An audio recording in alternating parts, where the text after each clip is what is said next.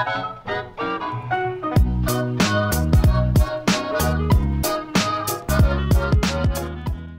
YouTube, my name's Nero, and today we use some Call of Duty Advanced Warfare in this week's episode of Dear Nero, which of course is the weekly series here on my channel where subscribers send me in fan mail and or fan questions, and I do my best to go ahead and answer them. This gameplay is kind of fun. I like watching this gameplay and I wanted to share it with you guys here today. So this gameplay is my first ever game of domination here on Advanced Warfare. I'm playing with FaZe Cross in this video, and you'll see that like we're not in a party because you can tell that by the minimap and by the scoreboard.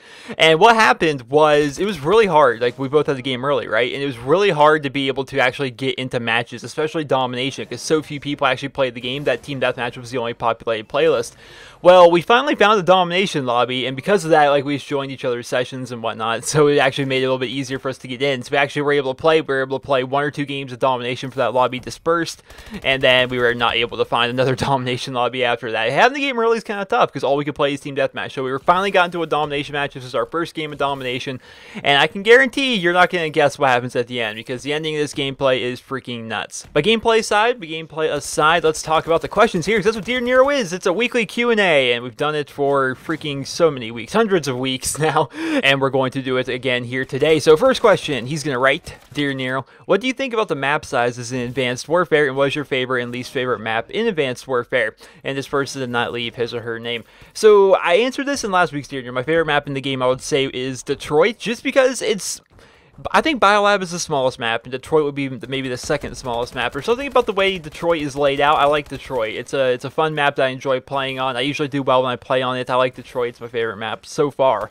My least favorite map would be Instinct. Now, if you guys don't understand, know the names exactly of all the maps, Instinct is the jungly one that has like a big shrine thing in the middle where people are constantly on top of the rooftops. And I don't know, something about the way that map is laid out. It seems like if you spawn like at the bottom of the hill, like down below that giant shrine in the middle, then you're really kind of boned, because it's a long trek to get to anywhere. If you're playing domination, you know, it's a long trek to be able to get up to the A flag or up to the B flag from down there. So I don't know, something about that map, I just don't like the way it plays a whole lot. Usually I like jungly style maps because of, you know, jungle from Black Ops, but I don't know, something about the map just doesn't click with me, you know. So I'd say my least favorite map in Advanced Warfare so far would be Instinct.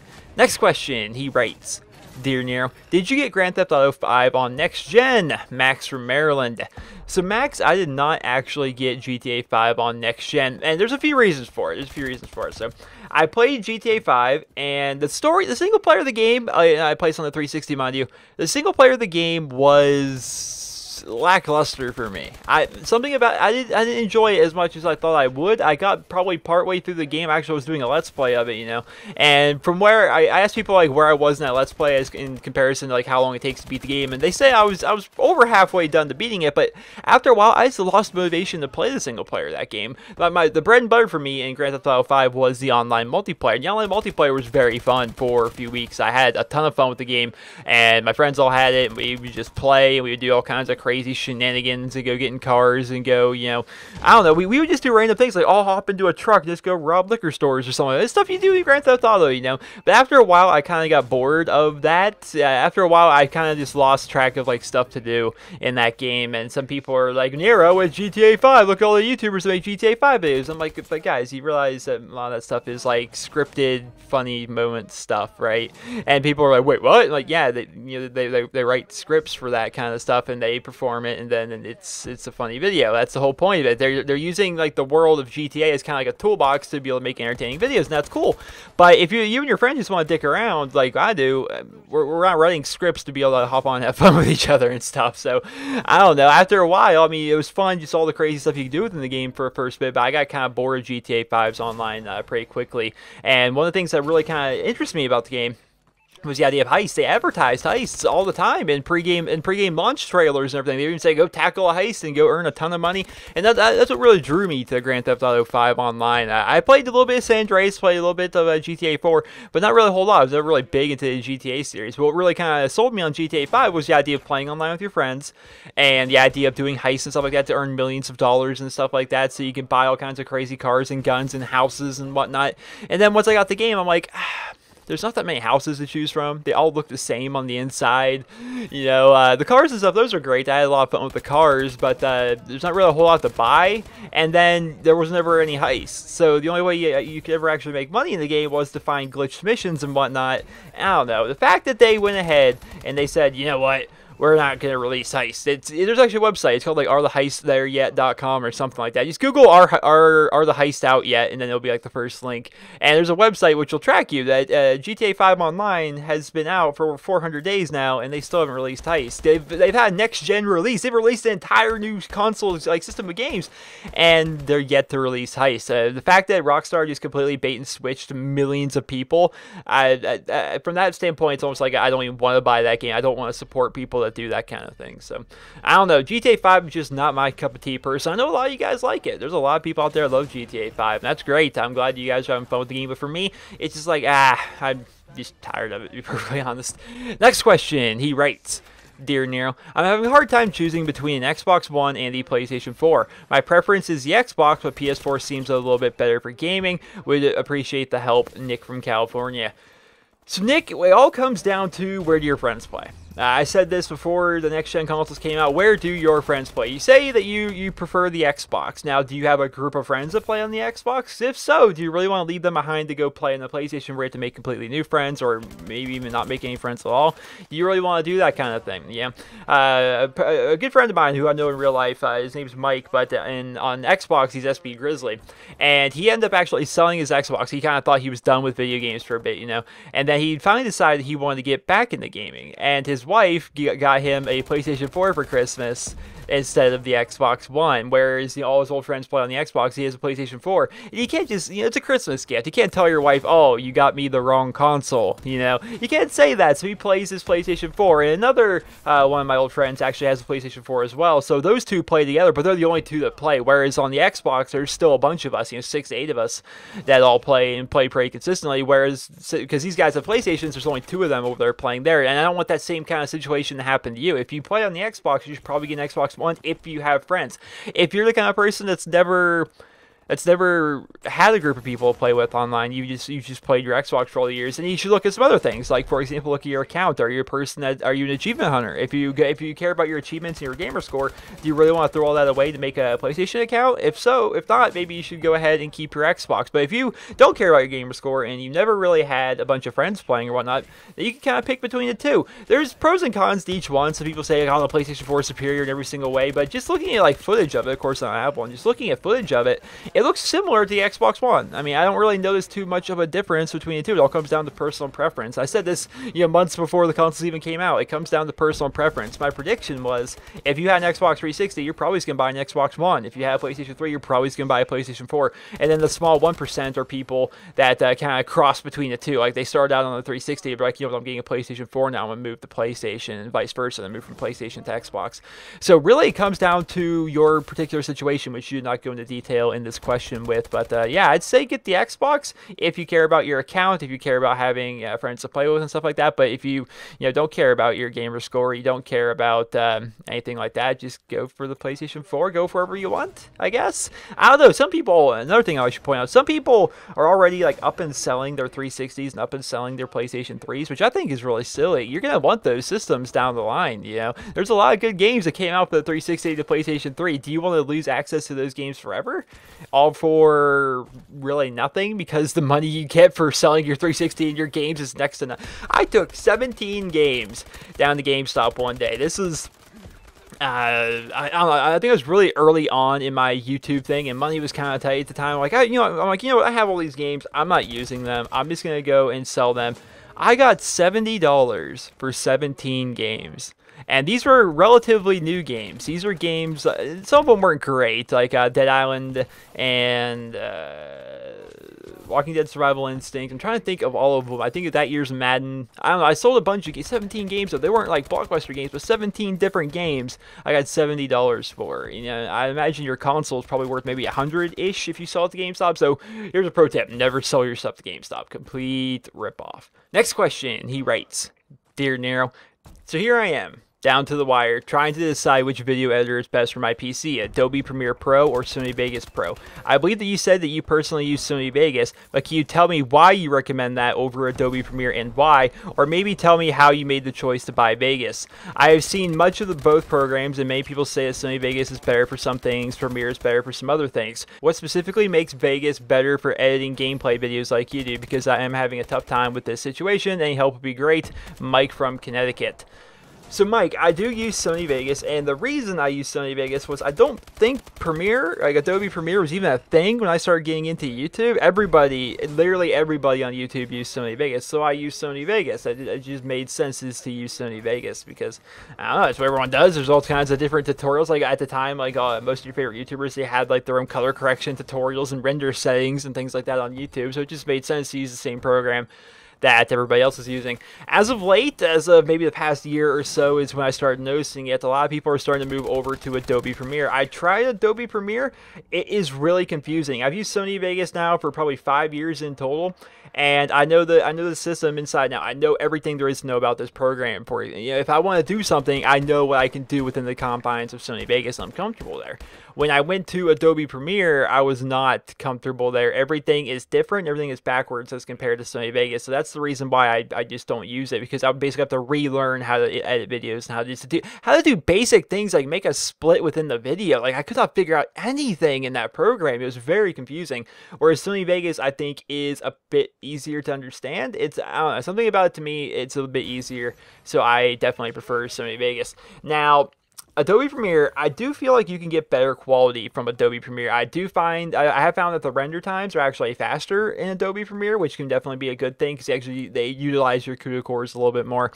So if that's a situation, you have to have a certain PC to be able to do that anyway, but that could be helpful to a lot of people, as well as I have seen that the quality of the videos for people that use Adobe is actually, in fact, a little bit better than what you see from Sony Vegas. That's just me eyeing it. I do feel like the videos that come from Adobe Premiere do look better than Sony Vegas, but the ease of use of Sony Vegas is the reason why I continue to use Sony Vegas to this day. Now, they're both pretty expensive, right? And, of course, some people would say there's illegal ways to get both of these programs on your computer, but I'm not going to talk about that. I will talk about the fact that Adobe Creative Cloud, if you're a student, I'm not sure what the rules of that are, if maybe you can do this while you're in high school, if you have to wait till college or what have you, but I do know that Adobe Premiere Cloud, which just comes with Adobe Premiere Pro and Photoshop and Illustrator and InDesign and all the different things, is only $12 a month if you're a student, which is a great system because these programs themselves are like $500 each or something like that. You know, like Sony Vegas is a $500 program. And if companies like Sony, I don't know if Sony has a similar thing. I looked it up, I couldn't find anything on it. If Sony were to do this exact same thing, make it so, you know, for $15 a month, you can have access to this $500 program, I think a lot more people would jump on that, and a lot less people would be pirating their program, which is definitely not a good thing to, you know, steal stuff like that, you know. So I don't know, man. It's really, I recommend Sony Vegas. I really do. Sony Vegas, to me, works a lot better. I can't recommend you Adobe because I don't understand it, but I will say that if you want to, you know, legally go ahead and get this program, it is $12 a month. And that also comes with Photoshop, which you can be using to make your thumbnails and stuff. I have Sony Vegas, so I use Sony Vegas to, like, the full extent. I make my thumbnails in Sony Vegas, for crying out loud, you know. I used to use Sony Vegas for everything. But if you're a student, you could go ahead and get this Adobe Creative Cloud for $12 a month. I think it's only like $20 a month or $15 a month or something like that if you are, even if you're not a student. I think just normal people can go ahead and get this Adobe Cloud, so that could be a workout for you. But yeah, I recommend Sony Vegas over Adobe just from my own personal experiences. The offer does end November 28th. I should probably mention that the Adobe Creative Cloud for $12 a month for students does in fact end on November 28th, so kind of gotta make your decision kind of quickly. Next question, he writes, Dear Nero, you said that you like the Thompson from World at War, so does the ASM1 Speakeasy on Advanced Warfare give you a similar feeling? Keep up the great work, Alex from England. So Alex, I've seen stuff on it, but I don't actually have the ASM1 Speakeasy. This is something I kind of want to address as a whole. Like, when I'm using it when I'm playing Advanced Warfare, right? I post up videos of it, like, oh, why aren't you using this variation of that gun? And I'm just like, guys, you're concerned I don't have it? You know, it's a random number generator. It's a looting system within Call of Duty. You know, so the stuff that you get, chances are your friend next to you doesn't have that stuff in their kit. You know, chances are I have some variations of weapons unlocked you don't have unlocked, and vice versa. You know, it's just one of those things I don't think people are understanding right away. I think a lot of people are like, oh, at certain levels you get a battle pack, and in that battle pack is, you know, a set piece of gear that everybody gets or something like that. And it's like, no, it's all completely random. You have stuff that I don't have, and I have stuff that you don't have. It's all completely random. I've heard good things about the ASM1 Speakeasy. From what I've heard, it has a bigger magazine. It has like a round drum like attachment on it, which looks really cool, and it has like a faster fire rate, something along those lines. I haven't actually used it myself. I've only heard people talking about it, so that could be pretty freaking cool if that's the actual case. Because to me, like the ASM1, like the only thing that's really holding that gun back is its fire rate. It's high damage, but it's got a really small fire rate. So something like the ball that has a high fire rate, the time to kill on it, man, it kills you too quickly, and especially at like a range or anything like that. So if you can take the ASM1 and make it so it has a slightly better fire rate without using rapid fire, because I have tried rapid fire on the ASM1 and I don't like it as much, because all it really does to me is limit my range even more. Like, you can win more close range gunfights, sure, because that's what rapid fire does. It's always done that. But the idea of like trying to take people out like a medium to a long range is really hard with the ASM1 if you're using rapid fire. So I don't know, if it could just slightly up the fire rate, I think that can be very good. So Speakeasy sounds like an awesome variation of the ASM1. Next question, he writes, Dear Nero, what do you think of the Killstreaks in Advanced Warfare, and rate them out of 10? Keep up the great work. A-Res from Pakistan. So, what would I rate the Killstreaks in Advanced Warfare? It's really kind of hard to say, because I haven't had a lot of success with them. I would honestly, if I had to give them a rating of 1 through 10, I'd give them a meh out of 10, because I feel like, and this is without really upgrading them, I feel like a lot of the Killstreaks in Advanced Warfare are rather weak by default, and you can actually get some really crazy, very powerful Killstreaks if you go ahead and upgrade your Killstreaks. But the problem with that is like the barrier to entry, right? That initial score that you need to be able to acquire these Killstreaks is already kind of high. I'm already having kind of hard getting like a bombing run, getting up to like 750 scores, something like that. That can sometimes be a chore in certain game modes, And because of that, it's like, why do I want to make that cost more? Why do I want to make this, why do I want to upgrade this so it actually costs more? It's even harder to get, It's already 400 points for a UAV. Do I want to go ahead and, make it so it's 500 points to make it even harder to get this thing, So, I don't know, maybe as Advanced Warfare progresses a little bit more, maybe as people learn the maps a little bit more, maybe as I myself learn the maps a little bit more and can understand the maps a bit better, that I can actually go ahead and upgrade, like increase my kill streaks, upgrade my kill streaks, make them so they actually do a little bit better and actually perform better, and at that point I'll be having a lot more fun with the game. But as of right now, I still feel as though kill streaks are kind of hard to get consistently. Like, yeah, I'd say similar to Black Ops 2. In Black Ops 2, I kind of had trouble getting kill streaks initially with the whole score streak system. That I learned you have to play the holy hell out of the objective, and how I learned how to play the maps. I learned what guns to use on what maps and how to play and whatnot. Until eventually, I was almost guaranteed normal VSAT every single game, whereas I'm not guaranteed a bombing run, which is pretty close in score-wise in Advanced Warfare. So maybe once I get to the point where I can start getting those bombing runs, start getting a couple of them every single game and stuff like that, like I can with the VSATs in Black Ops 2, then maybe at that point I'll start upgrading my kill streaks, have a lot more fun with them. But I will say that the base kill streaks, like as they come with the game without upgrading them, are actually pretty weak sauce. Like the Warbird. Warbird's a really cool idea for a kill streak, right? The thing has like a 20-second duration or something like that, and your gun overheats. So for like half that time, you're sitting there with an overheated gun and you're able to shoot at anybody. It's like, dude, if you're gonna give me a 20-second chopper gunner, give me a 20-second chopper gunner. Don't make me sit there and have to cool down my gun. Let me just spray down people. Come on. Come on. Come on. Next question, he writes, Dear Nero, what kind of game do you want from the next Call of Duty? For example, movement mechanics, maps, and stuff like that. Thanks, Robbie from Scotland. So, Robbie, the next game is going to be a Treyarch game. We know that for a fact because, it's Infinity Ward was last year, Sledgehammer is this year, next year is going to be Treyarch, then it's going to be Infinity Ward, then Sledgehammer, then Treyarch, and it's going to kind of go in that rotation, right? What I want from the next Call of Duty, this is something I've said for years, I want another World War II game, or I would like Black Ops 3. Now, what I want them to do with this, because as you guys I'm sure are well aware, the amount of futuristic games that are being released is freaking too much. Black Ops 2 in the future, COD Ghost in the near future, Advanced Warfare in the distant future. You look at other games like the Halo game, the new Halo collection just came out, which I get that those are remakes, but still it's a futuristic theme. Destiny, futuristic theme. Titanfall, futuristic theme. Hell, Civilization Beyond Earth, futuristic theme. Borderlands, a pre-sequel. We're going to the moon. Every single game that I'm interested in that's coming out lately is all futuristic or has something to do with space or something like that. It's like, can we please not? Can we do something different, please? Can somebody please just try something a little bit different? That'd be great. So I'd like to go back to World War II. The last Call of Duty game to have World War II theme was actually World at War back in 2008. So I would love that. If they don't go with that, I would like a Black Ops 3.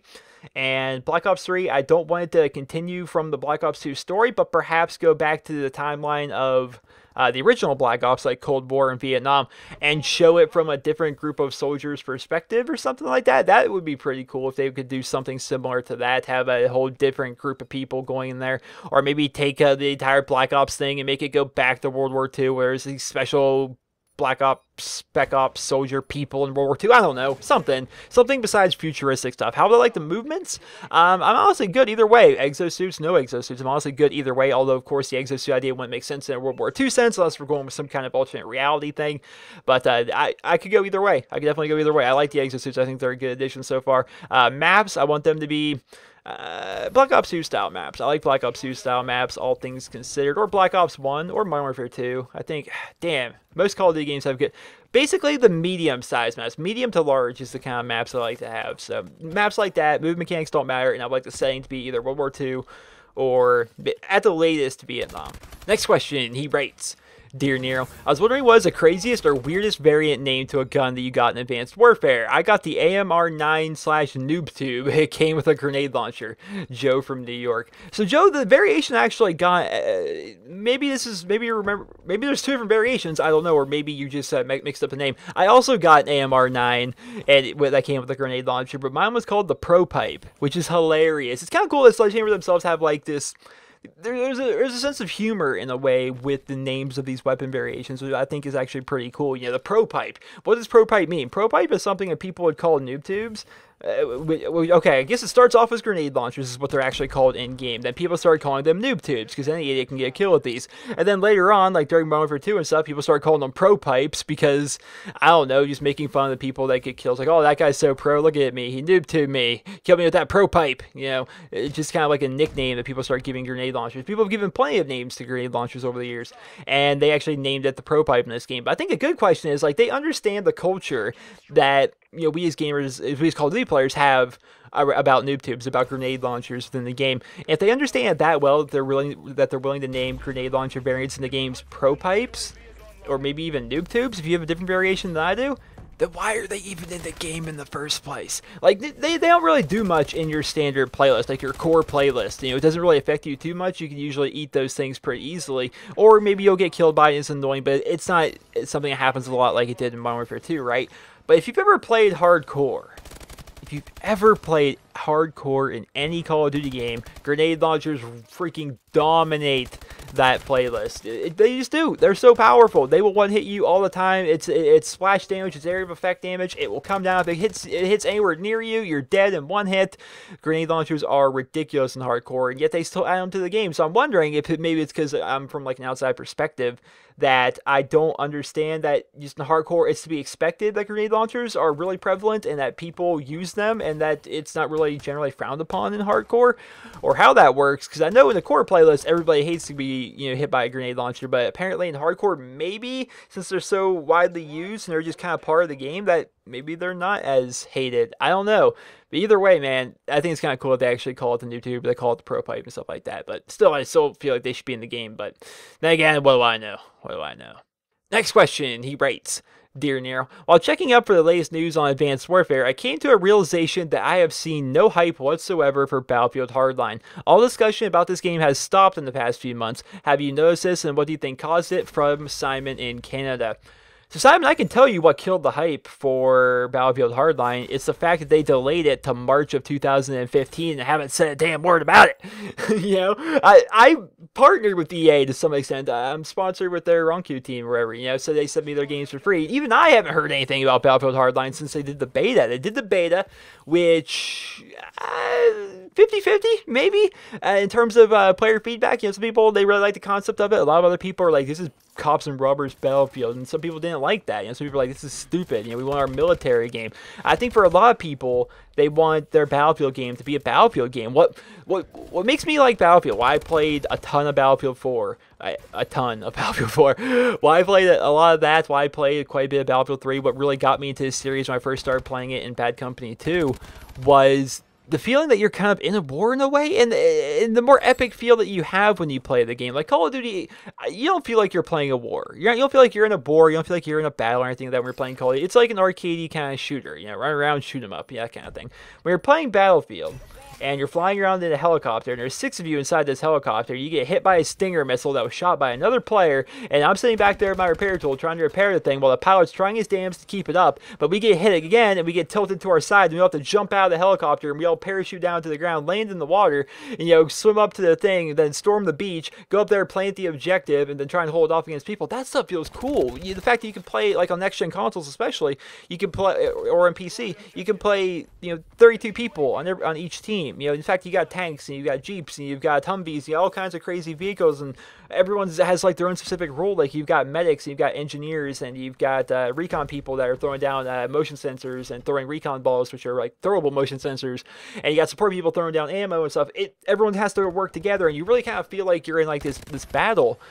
But in Battlefield Hardline, it's like, oh, we have all that, but we're doing it with cops and robbers, which makes no sense. Like a cop is running around with like a 200-round like Big Mag light machine gun on the back of a motorcycle, spraying down the streets of LA and stuff. It's like, just make it a war game, I guess. I mean, for me, the theme of it is okay, but I picture it as the kind of thing that I'm going to play for a little bit and then I'm going to get tired of pretty quickly. Whereas when I played Battlefield 4, I was able to continue playing that for a very, very long time. So I don't know. We'll have to see. But yeah, the game has actually been pushed back. It's going to be coming out March 17th. So, yeah, those of you guys didn't hear about that because they didn't really make it that public that I noticed anyway. Like, I actually had to look up the release date of it. I'm like, oh, I didn't even hear they actually came out with the release date. All I know is it got delayed into 2015, and then nobody ever actually said anything after that. So, I don't know, man. I'll play the game, of course, but I don't really have super high hopes for it. Next and final question, he's going to write, Dear Nero, do you think Advanced Warfare could be one of the best or even the best Call of Duty since Call of Duty 1? Mira from Ohio. So, Mira, I'm going to say this, because I get this kind of question a lot, right? What do I think of Advanced Warfare? Is Advanced Warfare the best COD? What is the best COD? If I had to rate the best Call of Duty games, that kind of stuff. Give a list, top 10 Call of Duty games, which makes sense, because there's 10 Call of Duty games. But I'm going to let everyone know, the idea of like the best Call of Duty game is completely and utterly speculative. It's all just someone's opinion. It's all relative to whoever is actually speaking at that time. For me, the best Call of Duty game... Damn. The best Call of Duty game was probably Black Ops 2, Call of Duty 4, or World at War. I love all those games, honestly, pretty equally. And it's kind of great, because Call of Duty 4 and World at War were the games I started on. And usually when you start on a game, that is your initial impressions of the series. Then every single other game in the series, you're going to be comparing to your very first game. A lot of you guys start out in Modern Warfare 2. And because of that, you still hold Modern Warfare 2, even with all its bugs and glitches, as like the best Call of Duty to date. Some of you guys may have started during Modern Warfare 3, and you think Modern Warfare 3 is the best game. This was the pinnacle of the series. All the stuff that came before is old and stupid, and the stuff that comes after it just doesn't compare to my first game, which is Modern Warfare 3. Because of that, everyone has different varying opinions as to what they want from their game. The way the game was played when I first started playing with Call of Duty 4 and World at War is completely different than how it's played today. Black Ops 2 is a game that I feel as though was a real winner. It was a great, fantastic addition to the Call of Duty series. I'm very happy that came out. Because of that, I'm really looking forward to the next trailer game, whatever that may be. I also enjoyed the original Black Ops.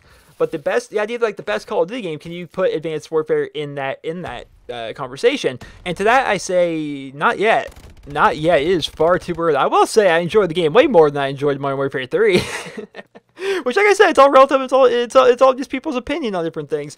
I didn't like Modern Warfare 3. I didn't. I thought it was a horrible game. It was not fun for me at all. I mean, it was fun for the first few months, which every Call of Duty is that way for the first few months. But yeah, after the honeymoon phase, I would say of Modern Warfare 3 was over. I'm like, this game is freaking atrocious. I didn't like it at all. It's because I don't know. I'm not gonna get into it because some of you guys probably like Modern Warfare 3, but I just didn't. I did not like Modern Warfare 3. It was not my cup of tea. I much preferred the game that came before it, which was Black Ops. I much preferred Black Ops 2, the game that came after it. I much preferred Modern Warfare 2 and World at War and COD 4, all the games that happened before it. I preferred even Ghost and Advanced Warfare and everything else after it. Just for me, that was like the worst game of the Call of Duty series. But Advanced Warfare, like some people are like, oh man, what do you think? Is this like one of the best Call of Duty games ever? It's like, guys, the game's been out for 2 weeks. Calm down. You're trying to compare Advanced Warfare to Black Ops 2, which is consistently had a ridiculous amount of people playing it for over 2 years now. Last I checked, there's still 50,000 people playing Black Ops 2 on the Xbox 360 right now, which is freaking crazy. 50,000 people. That's more than like what Call of Duty Ghost would have, on the Xbox One or on the PlayStation 4. Like, that's a ton of people that are still playing that game because it was that good. You know, I think it's way too early to say Advanced Warfare can be put up there with like the better version, the better titles of Call of Duty. But I will say I'm enjoying the game so far. But once again, we're still kind of in the honeymoon phase with this game. You know, we're gonna have to get some patches through. We're gonna get some updates through. We're gonna see what the DLC is like. We're gonna see what the longevity of this game is. You know, that kind of thing. Like Titanfall, the first 2 weeks of Titanfall, everybody loved it. Remember that? Then after that, like the majority of the players, not all, but the majority of the players were like, okay, well, I'm kind of bored of this game now. I've really done all there is to do, and you know, there's not really good progression based on locking system in this. So it's like, what do I do? What do I do? You know, and because of that, you know, that could happen in Advanced Warfare. It could happen after a few months. We could be like, you know what? I'm kind of tired of this game. That could be a majority opinion, like it was with Call of Duty Ghosts, where the majority of the Call of Duty fan base went back to Black Ops 2. So much so that more people were playing Black Ops 2 than they were playing Call of Duty Ghosts, even during Call of Duty Ghosts' life cycle. You know, that could happen. That could definitely happen. And at the time, Call of Duty Ghosts was a very cool game. Everyone really enjoyed Call of Duty Ghosts for the first couple weeks, even the first couple months. So we will have to see. We will definitely have to see. But I think the core takeaway from this is don't try and rate stuff so early. Like, you can't just play a game for 2 weeks and a series has over 10 games and be like, this is the best one in the series ever. It's like, no. Call of Duty 4 has been out since 2007. It's still an awesome experience every time I get on there, you know? You can't just do that. Can't do that. So just calm down. Enjoy the game. Stop trying to stat rank everything. But that is this week's episode of Dear Nero. I do hope you guys all enjoyed it. And if you did, please be sure to leave a rating where you guys feel the video deserves. And if you guys would like to send in your guys' questions for next week's episode of Dear Nero, simply send me a personal message here on YouTube. If you don't know how to do that, you need to go to my YouTube channel, go to the About tab, and then from there you'll see a send message button. And then you just type in Dear Nero, and then followed by your question. Just make sure you type in Dear Nero to start, because it's definitely a lot easier when I'm sorting through all my messages to find the ones that are specifically sent for Dear Nero, and just kind of find that thing right away. So it's definitely a lot easier if you do that. I do hope you guys all enjoyed this week's episode of Dear Nero, and if you did, please be sure to leave a rating. Hope you guys all have a wonderful day.